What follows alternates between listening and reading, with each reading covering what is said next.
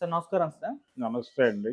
Sir betting app promote చేయడము, promote చేస్తున్న సెలబ్రిటీల పైన, ఇన్‌ఫ్లుయెన్సర్ పైన కేసులు నమోదవ్వడం ఇవంతా కూడా మనం చూస్తాం. సో, ఈడీ కూడా మొన్న రంగంలోకి దిగింది. 29 మంది మీద కేసులు కూడా పెట్టింది.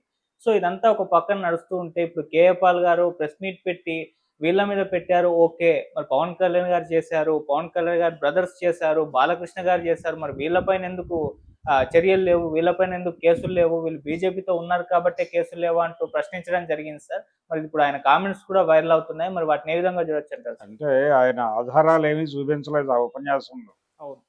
పవన్ కళ్యాణ్ గారు ఫలానా యాప్‌ని ప్రమోట్ చేశాడు, లేకపోతే ఫలానా యాప్‌ని ఎండార్స్ చేశాడు అని చెప్పలేదాయన. హ్మ్. వారు ఏం చెప్పారంటే, బాలకృష్ణ గారు, పవన్ కళ్యాణ్ గారు, పవన్ కళ్యాణ్ గారి బ్రదర్సు అన్నాడు. హ్మ్. బ్రదర్సు అనగా ఆయన ఉద్దేశంలో నాగబాబు, చిరంజీవి. అవును. వాళ్ళు అంటే నాగబాబు, చిరంజీవి, పవన్ కళ్యాణ్, బాలకృష్ణ ఈ నలుగురు ఈ బెట్టింగ్ యాప్స్‌ని ప్రమోట్ చేశారా లేదా? లేకపోతే ఎండార్స్ చేశారా లేదా? అనేది ఎంక్వైరీ చేశారా అని అడుగుతున్నాడు ఆయన. హ్మ్. ఎంక్వైరీ చేయండి. చేయకుండా మాట్లాడొద్దు. వాళ్ళ క్లీన్ చిట్లు అంటే ఎక్కడైనా ఎవిడెన్స్ దొరుకుంటే వచ్చేది కదా బయటకి. వీళ్ళందరి మీద వచ్చినట్టు వాళ్ళ మీద కూడా రావాలి కదా! అవును. అయితే ఒక ఛాన్స్ ఉంది. ఒక ఛాన్స్ ఉంది. దాన్ని ఆయన ప్రస్తావించుంటే బాగుండేది. బాలకృష్ణ గారు హోస్ట్ చేసినటువంటి ఒక షో నడిచింది ఆహాలో. ఏమిటా షో? అందరికీ తెలిసినటువంటి అన్‌స్టాపబుల్. ఈ అన్‌స్టాపబుల్ అనేటువంటి షోలో ఈ బెట్టింగ్ యాప్ ప్రమోషన్ అనేది జరిగింది. అంటే మనకి సెట్ ప్రాపర్టీస్‌లో వాళ్ళు డిస్ప్లే చేసినటువంటి దానిలో 1, 2 బెట్టింగ్ యాప్స్ తాలూకా ఇమేజెస్ కూడా కలవు. కనుక దాన్ని లీడ్ తీసుకుని ఆ షోలో పవన్ కళ్యాణ్ పాల్గొన్నాడు. చిరంజీవి రాలేదు లక్కీగా. పవన్ కళ్యాణ్ పార్టిసిపేట్ చేసిన మాట వాస్తవం. మేబీ ఆ షోలో డిస్ప్లే అవుతున్న వీడియో చూపించి వాళ్ళిద్దరి మీద కేసు పెట్టాలి అని కనీసపు డిమాండ్ చేసుంటే అదో పద్ధతిగా ఉండేది. అది కూడా చేయలే ఆయన.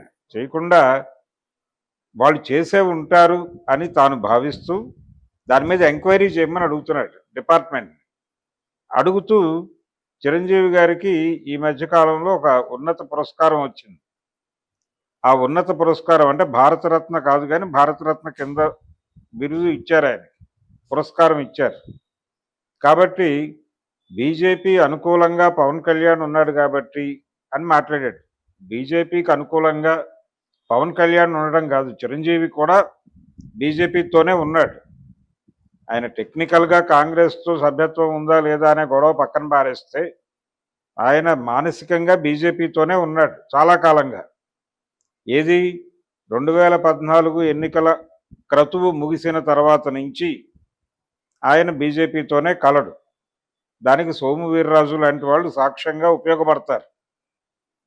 ఇటువంటి కండిషన్లో ఆయనకి కేంద్ర ప్రభుత్వం తనకు అనుకూలంగా ఉన్న వాళ్ళకి పద్మభూషణ్లు, పద్మవిభూషణ్లు ఇవ్వటం అనేది సహజమైనటువంటి విషయమే. అదేం కొత్త ఏం కాదు.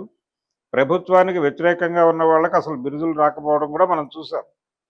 నందమూరి తారక రామారావు గారికి ఎందుకు ప్రభుత్వం వైపు నుంచి రావాల్సిన పురస్కారాలు రాలేదు, ఎందుకు అన్నీ అక్కినేని నాగేశ్వరరావునే వరించినాయి అంటే ఆయన ప్రభుత్వానికి అనుకూలంగా ఉన్నాడు, ఈయన వ్యతిరేకంగా ఉన్నాడు, ఓకే.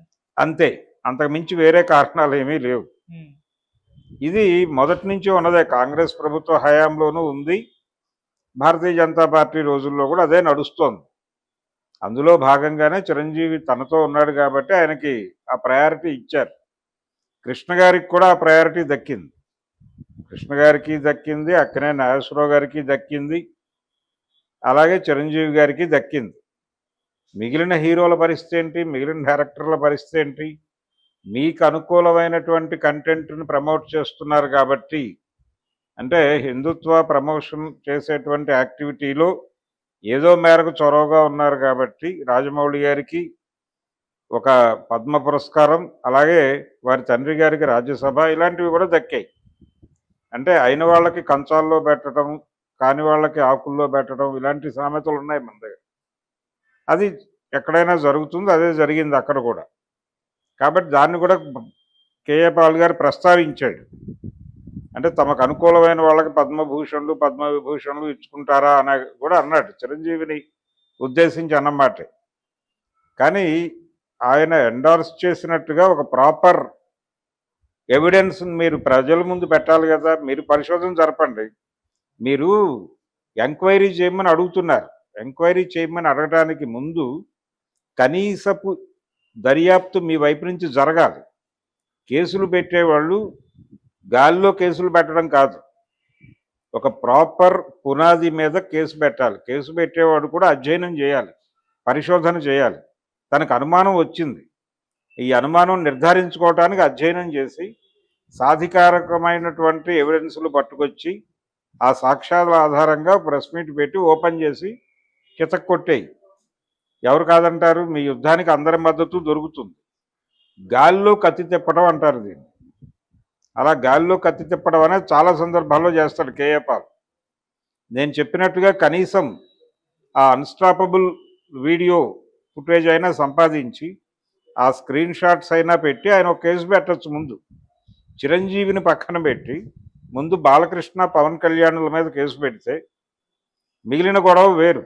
మిగిలిన వాళ్ళ మీద మీరు పరిశోధన చేయండి, ఒక సెల్ ఏర్పాటు చేయండి, ఒక పరిశోధన సెల్ ఏర్పాటు చేసి ఆయన పార్టీ తరఫున ఆ పని చేస్తూ ఈ లోపల పవన్ కళ్యాణ్ని, బాలకృష్ణని ఈ కేసులో ఇరికించాలి. ఇరికించడం కాదు, పెట్టాలి, నమోదు చేయాలి, వాళ్ళ మీద కేసులు పెట్టాలి అని డిమాండ్ చేస్తూ ఆయన ప్రోగ్రామ్ టేకప్ చేయొచ్చు. ఆ పని చేయాలి. అది చేయకుండా గాల్లో కత్తి తిప్పితే కుదరదు. Thank you so much. Thank you.